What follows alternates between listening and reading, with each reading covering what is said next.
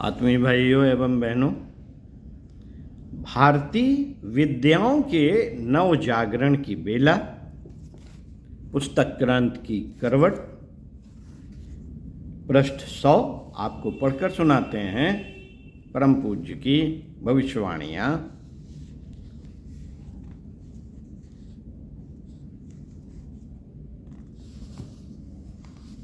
वेद मूर्ति तपोनिष्ठ युग ऋषि पंडित श्री राम शर्मा आचार्य जी द्वारा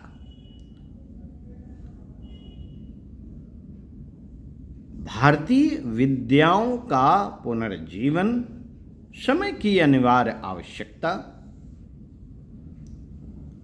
अखंड ज्योति, जून 1998, पृष्ठ 13 में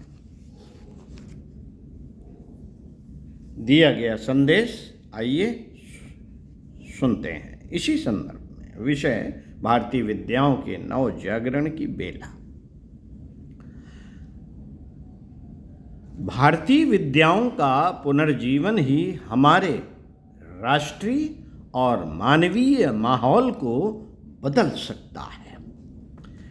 इसमें आमूलचूल परिवर्तन ला सकता है। इसकी ज्ञान की धाराएं ही हमारी आस्थाओं, मान्यताओं, भावनाओं, विचारों, प्रवृत्तियों, रूढ़ियों का शोधन कर सकती हैं। हमें आंतरिक अवसाद और आत्महीनता की पीड़ा से सदा सदा के लिए छुटकारा दिला सकती हैं।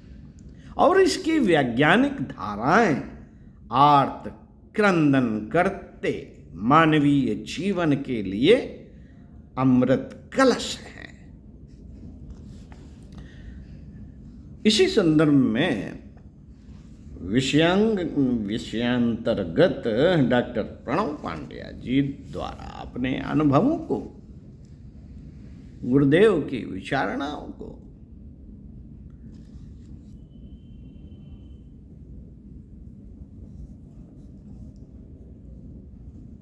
व्यक्त किया है।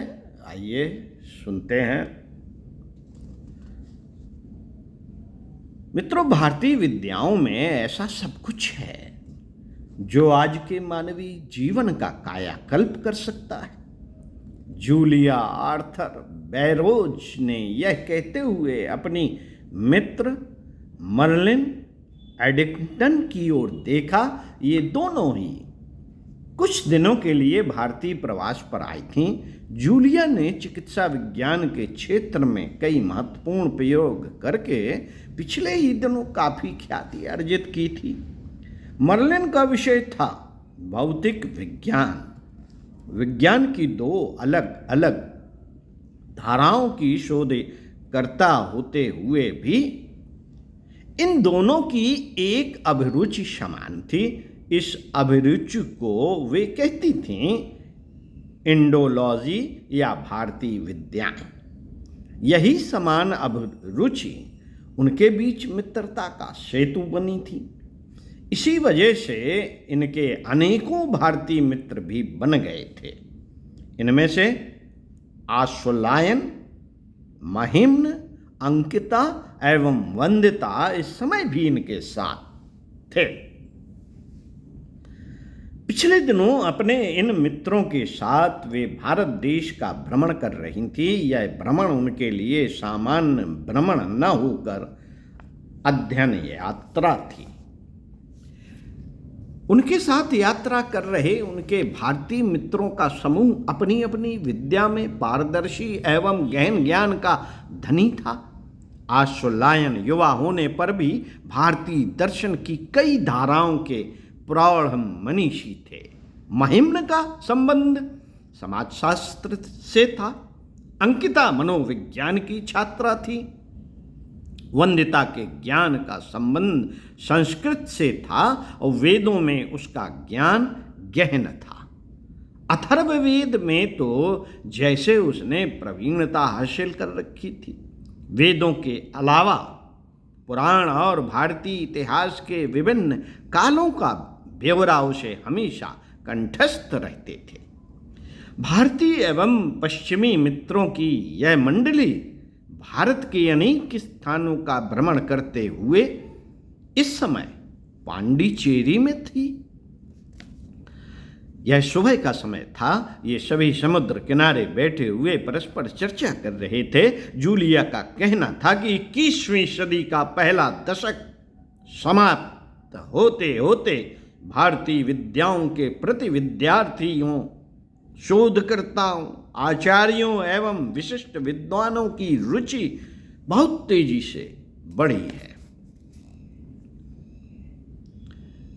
इस समय विश्व भर के तकरीबन 300 विश्वविद्यालय ऐसे होंगे जहां इंडोलॉजी से संबंधित किसी न किसी विषय के अध्ययन अथवा शोध की उचित व्यवस्था है। इन विश्वविद्यालयों में इंडोलॉजी सेंटर या इंडियन स्टडीज सेंटर स्थापित किए गए। जूलिया की इस बात पर आशुलायन ने कहा, सो तो ठीक है। इस पहल को सराहनीय तो माना जा सकता है, पर इतना पर्याप्त नहीं। फिर इसके लिए आप क्या सोचते हैं? मर्लिन ने इस सवाल पर आशुलायन पहले तो मुस्कुराए, फिर बोले, दरअसल इन दिनों हर कोई योग एवं आयुर्वेद की बात करने लगा है। इसमें अच्छी बात तो यह है कि स्वास्थ्य के प्रति विश्व भर के लोगों में जागरूकता पनपी है। वे एलोपैथी की दवाओं से थके और ऊबे हैं, पर अब भारतीय विद्याओं की बात आती है तो इसका दायरा योग विज्ञान, आयुर्वेद, ज्योतिर्विज्ञान, मंत्र विद्या, तंत्र शास्त्र से बहुत बड़ा है। दरअसल इसमें मानवीय जीवन, प्राकृतिक जीवन, ब्रह्मांडीय जीवन एवं ईश्वरीय अनुग्रह जैसे आध्यात्मिक जीवन के सभी पहलू शामिल हैं। आशुलायन की यह बात सभी को अच्छी लगी। उसकी इस बात की सराहना करते हुए जूलिया बैरोज ने कहा, तुम्हारा कहना ठीक है। इस ओर अब विश्व भर के मनुष्यों ने सोचना शुरू कर दिया है। योग विज्ञान में आसन, प्राणायाम पर किए जाने वाले चिकित्सा शास्त्रीय अनुसंधान अब पुराने हो चले हैं। चिकित्सा विज्ञानी भी स्केलेटन सिस्टम, मस्कुलर सिस्टम से बहुत आगे बढ़कर इम्यून सिस्टम में प्रवेश कर चुके हैं। उनके शोधकार अब इस बात का पता लगाने की कोशिश कर रहे हैं कि योग की मेडिटेशन जैसी प्रक्रियाएं न्यूरल, तंत्रिकीय एवं एंडोक्राइनल अंतःस्रावी क्रियाओं पर कितना असर करती हैं, साथ ही उनके जेनेटिक एवं एंजिंग पर इफेक्ट्स क्या हैं। जूलिया की इस बात पर हामी भरते हुए मर्लिन ने कहा, यह बात मेरे विषय से संबंधित तो नहीं है, पर मैं ऐसे कई विश्वविद्यालयों में गई हूँ जहाँ पर भारतीय आर्ष ग्रंथों का सिर्फ इसलिए अनुसंधान किया जा रहा है ताकि यहाँ से विश्व को नई समाज व्यवस्था देने वाला आधार ढूंढा और विकसित किया जा सके। मर्लिन की इस बात पर महिम ने कहा, समाजशास्त्र मेरा विषय है और मैंने इस पर पर्याप्त अनुसंधान किया है। विश्व भर के समाजशास्त्री आज समाज में संवेदना के गिरते स्तर से परेशान है। ऐसे में उनका स्वाभाविक ध्यान भारतीय ग्रंथों एवं भारतीय विद्याओं पर गया है, जहाँ से भविष्य के सुखी एवं संवेदनशील समाज का आधार ढूंढने में लगे हैं। मित्रों, यही स्थिति मनोविज्ञान के क्षेत्र में बनी है। अंकिता ने कहा, फ्रॉयड के साथ अन्य पश्चिमी मनोवैज्ञानिक गुजरे जमाने का सच बनते जा रहे हैं। अब तो पतंजलि योग सूत्र एवं उपनिषद के ज्ञान भंडार से व्यक्तित्व के संरचना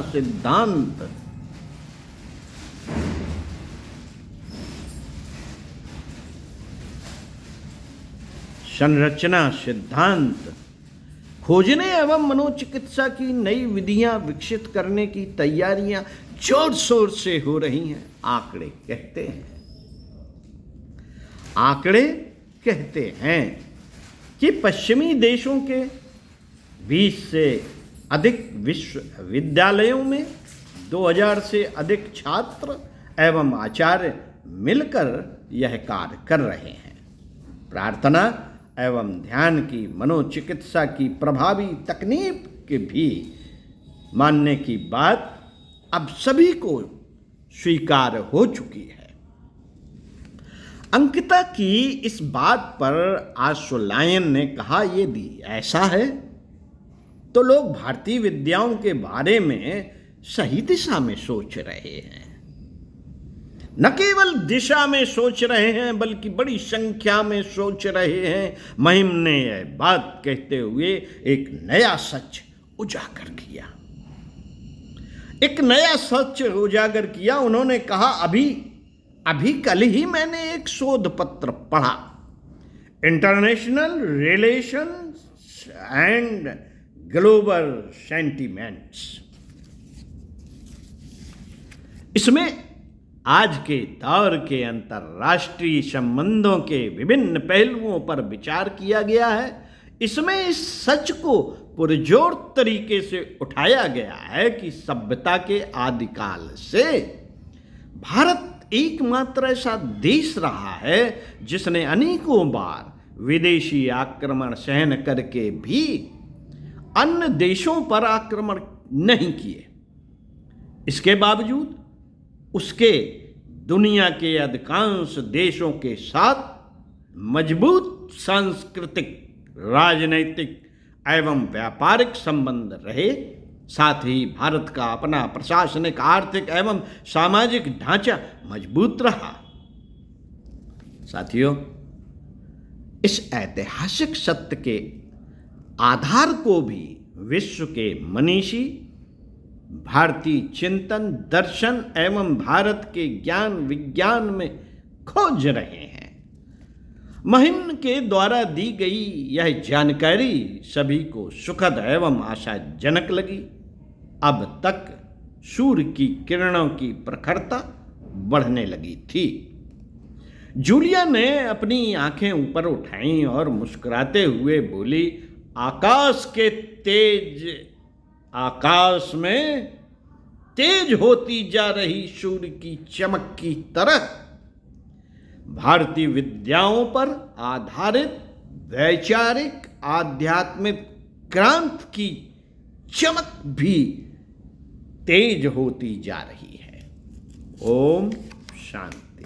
स्वाध्याय सत्संग के इसी क्रम में आपको आगे पढ़कर इसी पुस्तक से बताएंगे विषय आध्यात्मिक विचारों की विश्वव्यापी क्रांति। ओम शांति।